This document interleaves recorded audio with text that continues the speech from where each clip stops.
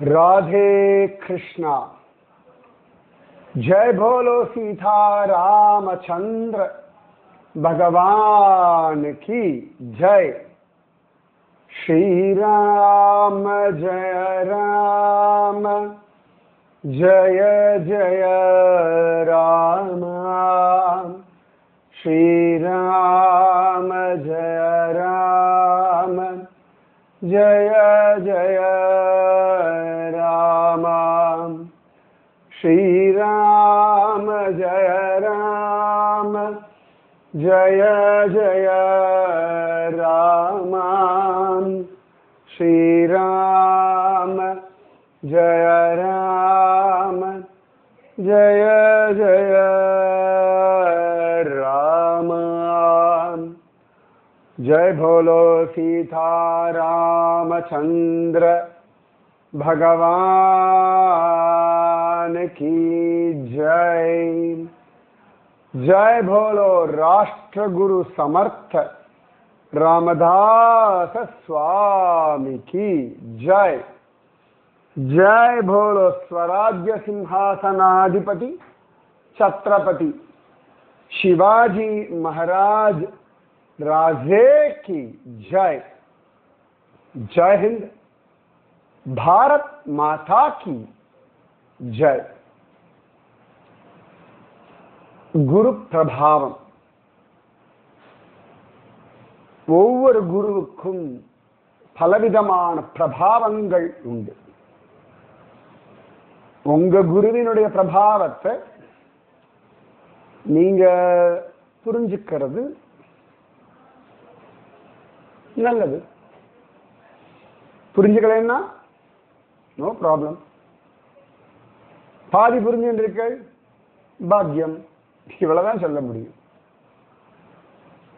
குரு பிரபாவம் புரிய புரிய புரிய புரிய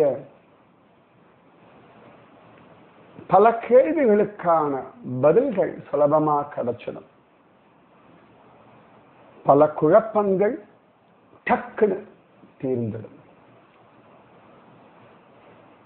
சுவாமி ராமானுஜருடைய பிரபாவம், ஆதிசங்கர பகவத் பாதருடைய பிரபாவம், ஸ்ரீமன் மத்வாச்சாரியாருடைய பிரபாவம், ஸ்ரீ கிருஷ்ண சைதன்ய மகாபிரபுவினுடைய பிரபாவம், சந்த ஞானேஸ்வரர், நிறைய பேர் இருக்கா. யார சொல்றது யார விடுறது. எல்லா சம்பிரதாயத்திலையும் அசாத்தியமான பிரபாவங்கள் காண கிடைக்கிறது. அந்த குரு பிரபாவத்தை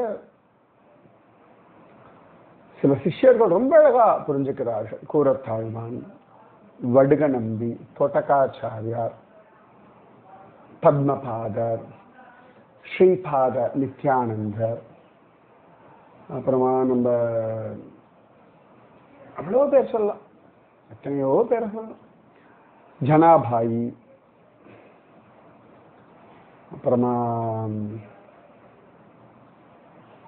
யாரை சொல்றது யாரை விடுறது. நிறைய மகாத்மாக்களுடைய பிரபாவம் சொல்லி மாளாது. அந்த பிரபாவம்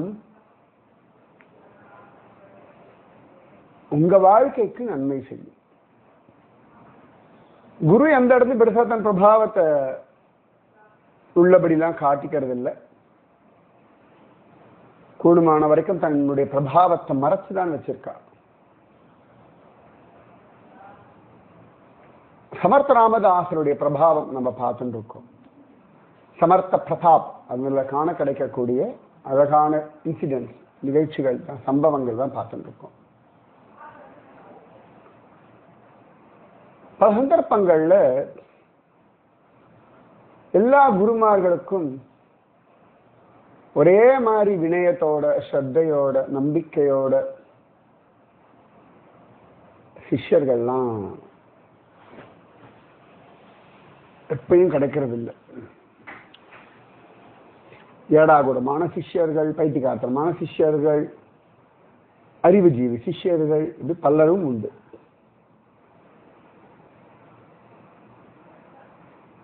அந்த மாதிரி சமர்த்த ராமதாசருக்கும் நிறைய விதண்டாவாத சிஷ்யர்கள்லாம் கூட உண்டு. ஆத்மார்த்தமா தேடுற சிஷ்யாளுக்கு எந்த விதத்துல சொல்லணுமோ சொல்லுவார்கள். பயத்தோடு இருக்க சிஷ்யாளுக்கு சில விதமா புரிய வைப்பார்கள். குழம்பி கிடக்கிற சிஷ்யாளுக்கு சில விதத்துல புரிய வைப்பார்கள். சில சந்தர்ப்பங்கள்ல ஒவ்வொரு சிஷ்யாளுக்குள்ளயுமே இது மாறும். திடீர்னு அவ பயப்படுவா, திடீர்னு பார்த்தா குழம்புவா, திடீர்னு பார்த்தா திமிர்ல இருப்பா, திடீர்னு பார்த்தா தற்பெருமையில இருப்பா, திடீர்னு பார்த்தா அகம்பாவத்துல இருப்பா, திடீர்னு பார்த்தா தெளிவு இல்லாம இருப்பா, திடீர்னு பார்த்தா குழந்தையா இருப்பா, திடீர்னு பார்த்தா பேய் பிசாசு மாதிரி இருப்பா, திடீர்னு பார்த்தா திருடர்கள் மாதிரி நடப்பா, திடீர்னு பார்த்தா கொலகாரர்கள் மாதிரி இருப்பா. சிஷ்யால அந்த மனோபாவம் இருக்கு பாருங்க, நிஜமாவே தெரியும். அப்படியே இந்த பொறாமையில கொலகாரன் மாதிரி இருப்பா. சில பேர் பொறாமையில கொள்ளக்கார மாதிரி இருப்பா. சில பேர் அகம்பாவத்துல ராட்சசா மாதிரி இருப்பா. சில பேர் பயத்துல அப்படியே ஒடுங்கி போய் கிடப்பா. ஸோ ஒரே சிஷ்யாளுக்குள்ளே இந்த பாவம் மாறும்போது அதற்கேற்ற மாதிரி குருவும் மாறுவார். நீங்க பயத்துல இருக்கும்போது கான்ஃபிடன்ஸ் கொடுப்பார். நீங்க கண்டவா பேச்ச கேட்டு முட்டாள்தனமா நடந்துக்கிறதுனா கடுமையா இருப்பா. அகம்பாவத்துல இருக்கிறதுனா குருவுடைய காம்பீரியமே பயமுறுத்தும். தற்பெருமையில இருக்கள் அப்படின்னா குருவுடைய கடினத்தன்மையை அலற விடும்.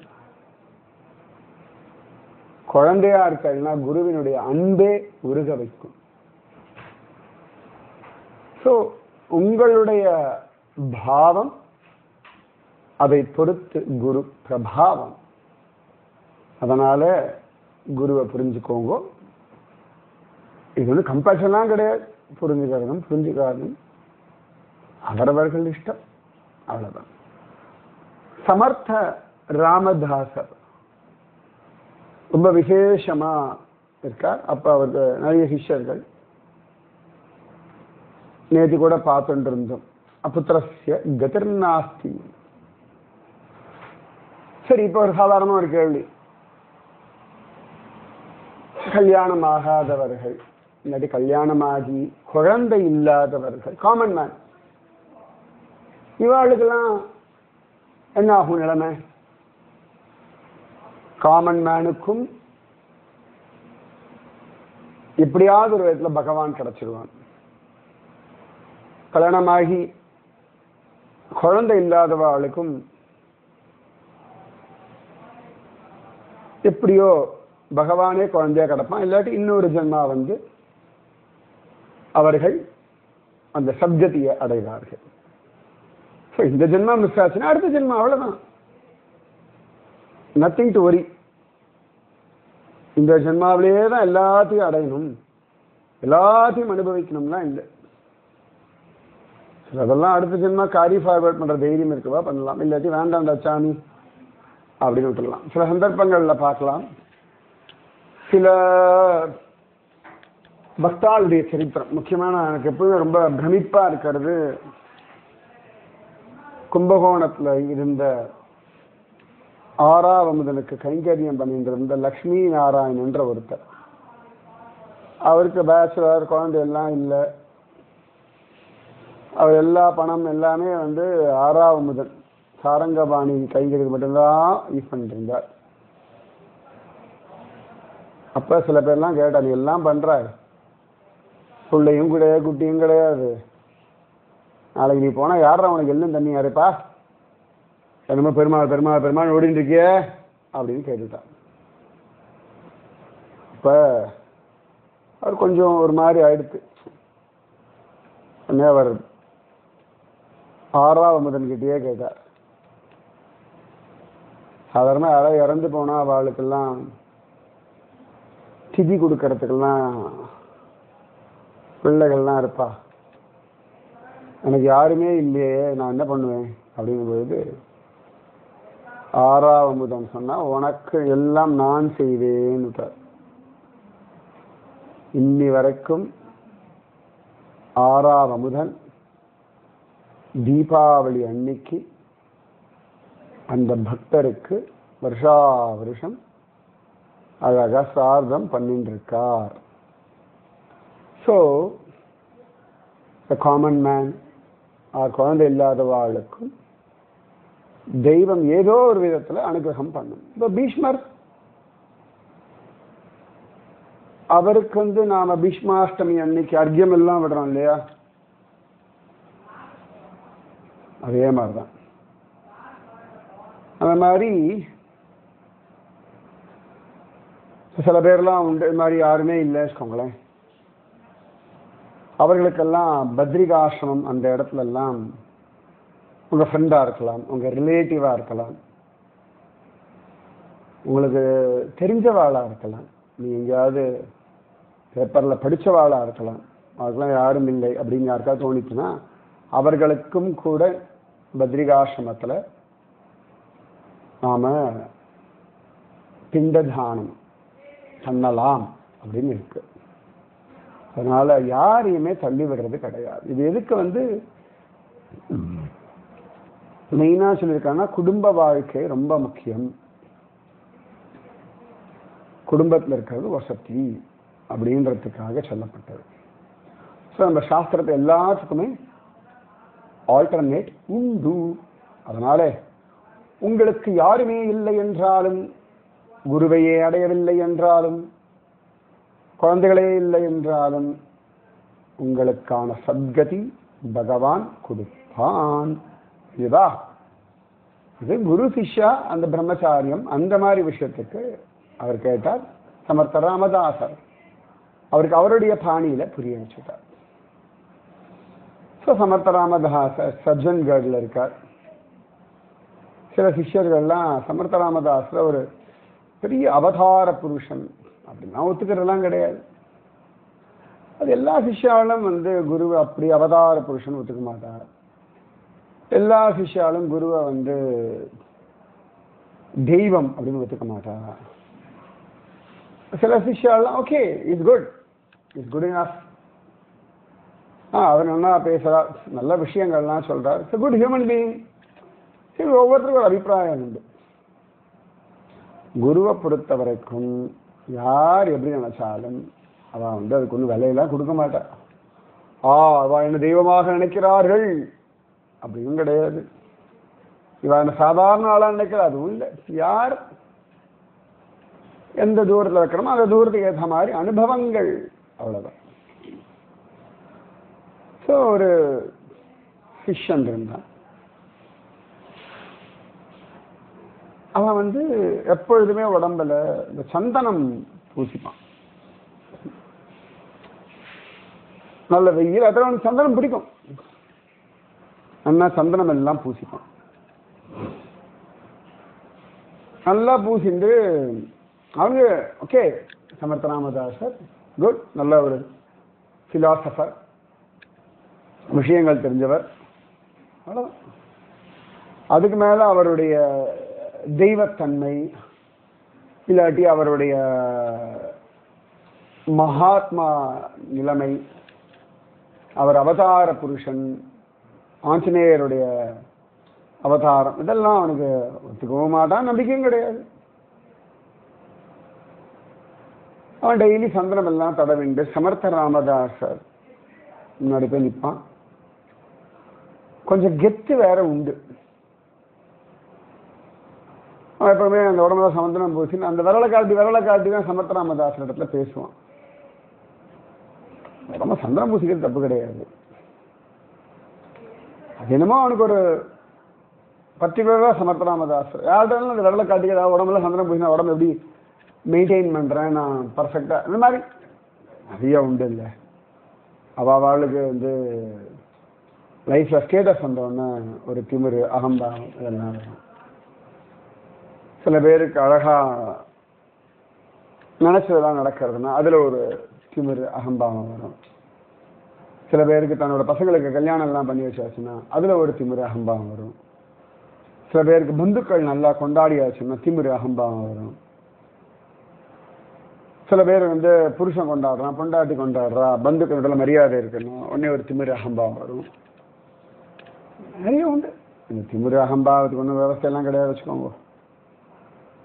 யாராவது ஒருத்தர் பரவாயில்லையே நீ அக்காவா, உன் தங்கையோட நீ அழகா இருக்கியே அப்படின்னா அது ஒரு அகம்பாவம் திமிரு வரும். சில பேருக்கு யூ லுக் யங், அவரை பார்த்தா வயசானவர் மாதிரி இருக்காரு அப்படின்னா அதுல ஒரு அகம்பாவம் வரும்.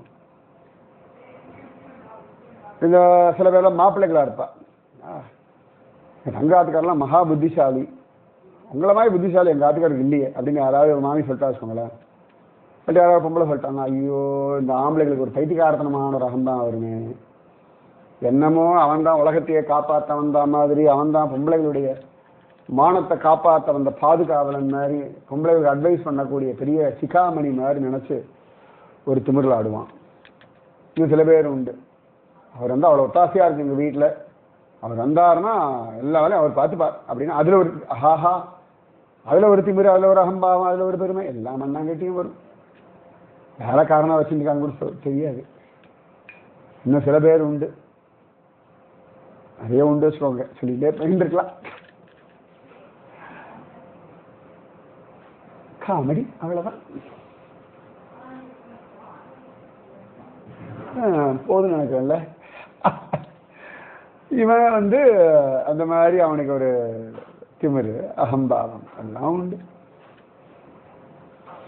சமர்த்த ராமதாசன் ஒன்றும் சொல்லலை, சில சந்தர்ப்பங்கள்லாம் ஒன்றும் பேசக்கூடாது, எல்லாத்துக்கும் உட்காந்து டீட்டெயில்டு எக்ஸ்பிளனேஷன்லாம் கொடுக்கப்படாது, கண்டுக்காம போயிட்டே இருக்கணும். ஆமா எல்லாத்துக்கும் உட்காந்து பதில் சொல்லிட்டு இருப்பாளா, பேயாட்டம் ஆடிட்டு இருக்குன்னா அப்படி கொஞ்சம் அப்படி அமைதியாக ஒவ்வொருத்தரும் வேடிக்கை பார்த்தா போதும். ரிப்ளையும் கொடுக்கப்படாது, அதுக்கு வந்து ரியாக்டும் பண்ணப்படாது, ரெஸ்பாண்டும் பண்ணப்படாது. ஆமா பைத்தியக்காரத்தனங்களா யாரும் ரெஸ்பாண்ட் பண்ணுவாளா, யாரும் ரியாக்ட் பண்ணுவாளா, நிச்சயமா பண்ண மாட்டா. அப்ப சமர்த்த ராமதாசர் ஒன்றும் சொல்ல, இதே தான் கண்டினியூ பண்றான்.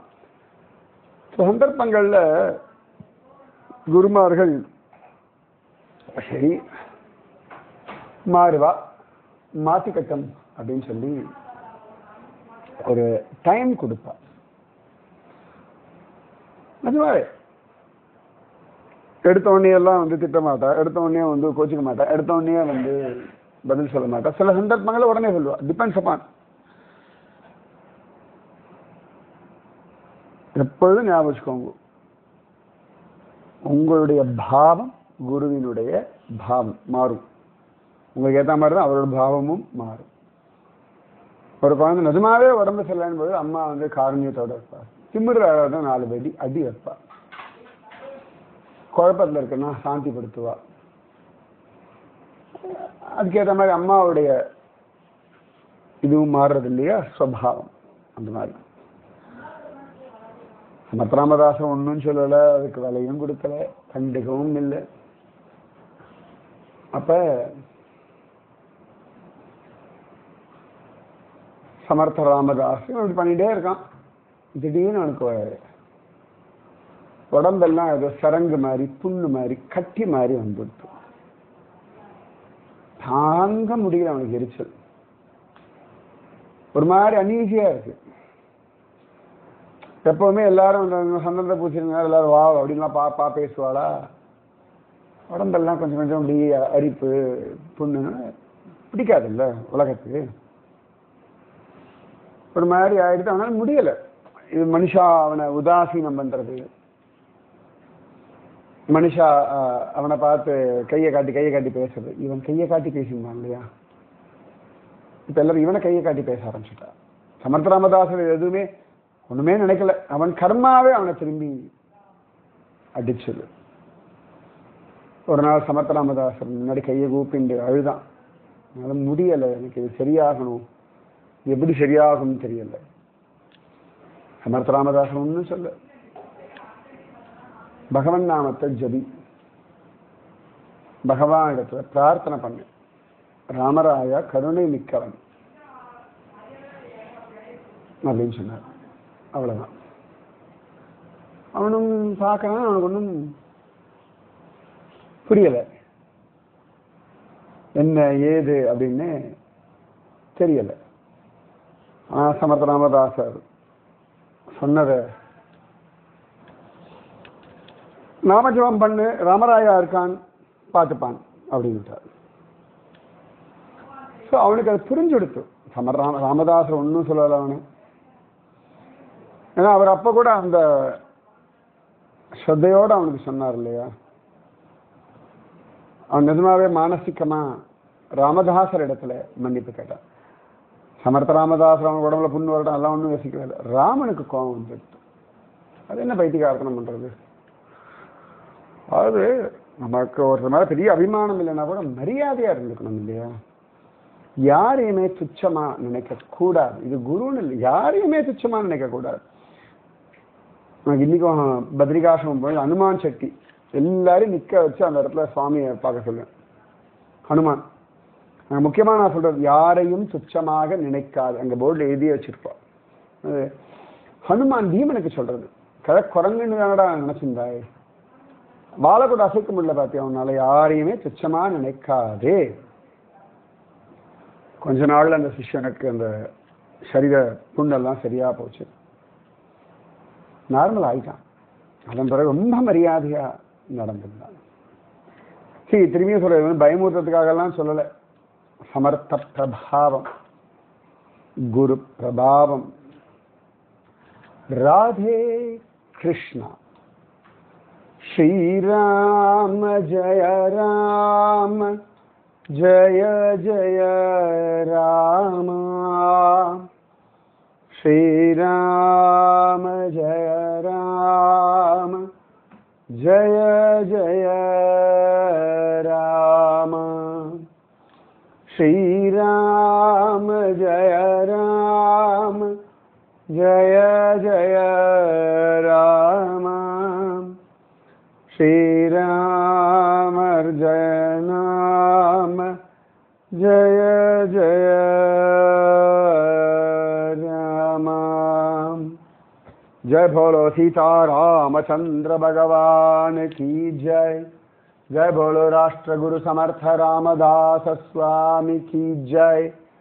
जय बोलो स्वराज्य सिंहासनाधिपति छत्रपति शिवाजी महाराज राजे की जय. जय हिंद, भारत माता की जय. राधे कृष्णा.